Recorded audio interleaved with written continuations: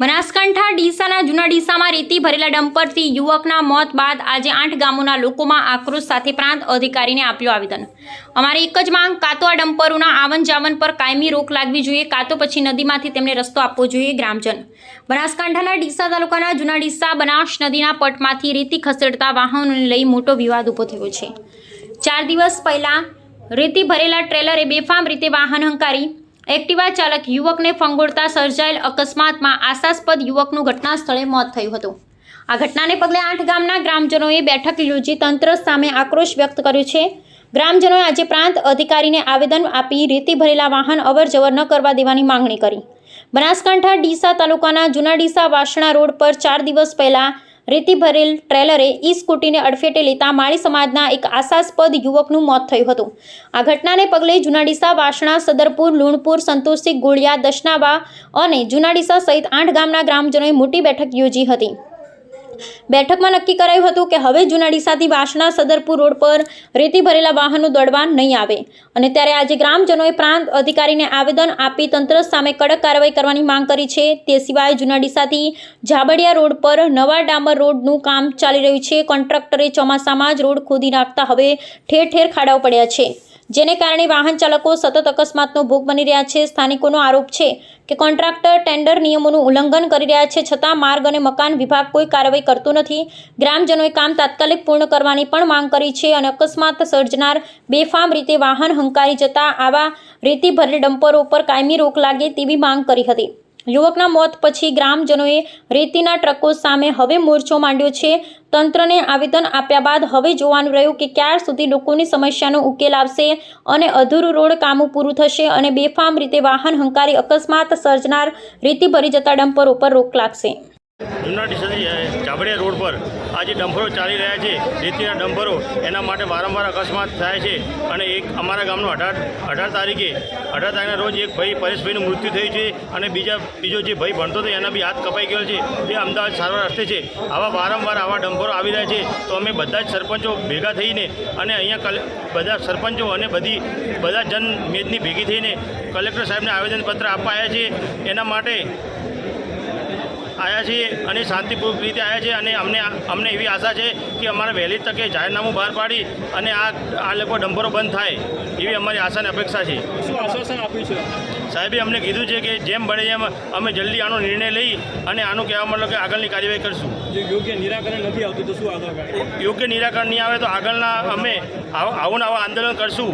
કહેવા મતલબ કે અમે જ્યાં સુધી આ ડમ્પરો બંધ નહીં થાય ત્યાં સુધી અમે ચંપલાવાના નથી અને ત્યાં સુધી અમે લોકો રોકાવાના નથી। અમારા ડમ્પરો બંધ કરીને જ પછી અમે લોકો રોકાવાના છીએ। અમારે જે હાઈકોર્ટમાં જવું તો અમે તો બી લોકો જઈશું, પણ અમે હવે ડમ્પરો નહીં જવા દઈએ। આ કોઈના ઘરનો દીવો ઓલવાય છે, આ બીજા ઘરનો દીવો નહીં ઓલવાવા દઈએ।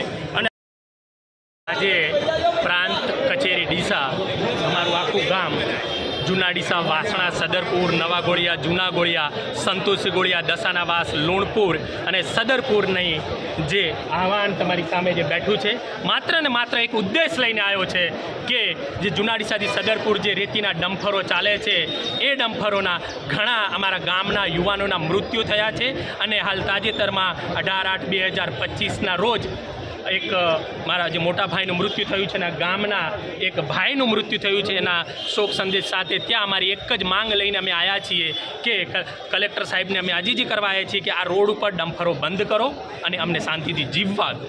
કારણ કે અમારો દીકરો ઘરથી બહાર નીકળે છે ત્યારે સાહેબ અમને સંકોચ રહે છે કે મારો દીકરો જીવતો આવશે કે એની લાશ આવશે। અને સાહેબ મારા ઘરે તો આવી ગઈ, મને જે પીડા છે આ ગામની પીડા છે, તમે દેખી શકો છો। તો સાહેબ અમારી એક જ માંગ છે કે જૂના ડીસાથી સદરપુર જે ડમ્પરો જે ચાલે છે બંધ કરો। અને બીજું, અમે રોયલ્ટી કે કોરીવાળાને કોઈ જ રોકટોક કરતા નથી, અમે રોકટોક કરીએ છીએ તો ખાલી અમે આ જે ડમ્પરોની। અને નદીમાં ઓલરેડી રસ્તો છે, જે છત્રાળાથી 3 કિલોમીટર પેલી સાઈડ એક નેશનલ હાઈવે છે, ત્યાં પણ તમે ડાયવર્ઝન આપી દો અને સદરપુર વડાવળ પણ છે ત્યાં પણ આપી શકો છો। સાહેબ તમારે જો તંત્રને કામ જ કરવું હોય તો સાહેબ તમે કરી શકશો, મને વિશ્વાસ છે આ તંત્ર ઉપર। ગઢવી સાહેબે જે અમને આશ્વાસન આપ્યું છે સાહેબ, ખરેખર મને અંદરથી ફીલ એવું થાય છે કે આ અઠવાડિયામાં જ અમને એક ડાયવર્ઝન કે કોઈક રસ્તો નીકાળશે અને અમને સુખાકારી આપશે। કારણ કે ત્યાં હવે સ્ટેટ હાઈવે બન્યો છે તો સાહેબ આવનારા દિવસોમાં વધારે ટ્રકો દોડશે અને એ ન થાય એના માટે અને અમને આ કાયદો કાયમી માટે જો એક દિવસ માટે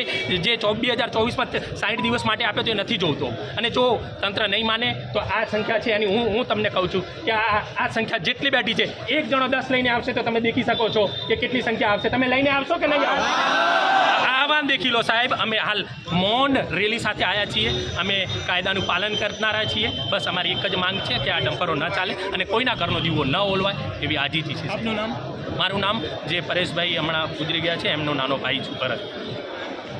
ચાબડિયા સુધીના 8 ગામના લોકો અમે એસડીએમ કચેરી આવેદનપત્ર આપવા આવ્યા છીએ. આ ટર્બાનો આજથીને કાયમ ત્રાસ છે અને સદંતર ત્રાસ બંધ થાય એના માટે કરીને અમે આવેદનપત્ર આપવા આવ્યા છીએ. અને આજ પછી આ આવેદનપત્ર આવ્યા પછી કદાચ ટર્બાનું બંધ નહીં થાય તો આના પછી ઉગ્ર આંદોલન કરવાની અમે ચીમકી આપી. રોડનું કામ નથી. આ રોડનું કામ રોડના કામથી તો ત્રાસી ગયા છે. રોડનું કામ એટલું બધું ધીમી ગતિએ ચાલે છે ને એટલે લોકો સ્કૂલિયા જૂના ડીસા 1000 બાળકો ભણવા આવે છે એ ત્રાહિમામ પોકારી ગયા છે અને આ ટોટલ આ જે રોડ ઉપરની જનતા છે એ ત્રાહિમામ પોકારી ગઈ છે. એટલે હવે પછી આ સદંતર ટર્બા નિકાલ બંધ કરવા માટે અમે આવેદનપત્ર આપવા આવ્યા છીએ. હવે પછી તેઓ એમને સદરપુરથી સતરાડાથી વેરડી નેશનલ હાઈવે 4 કિલોમીટર થાય છે તેઓ રસ્તો કાઢવા માટે અમે વિનંતી કરીએ છીએ. અને વડાવળથી 3 કિલોમીટર હાઈવે થાય છે. આ 2 હાઈવે એમના માટે સરળ છે, એ તેઓ ચાલે તો અમને કોઈ વાંધો નથી. અને જો હવે પછી અમારા રોડ ઉપર ટર્બા ચાલશે તો અમે જે કરવું પડશે તે કરી લઈશું, પણ સદંતર બંધ કરાવીને જ જમીશું.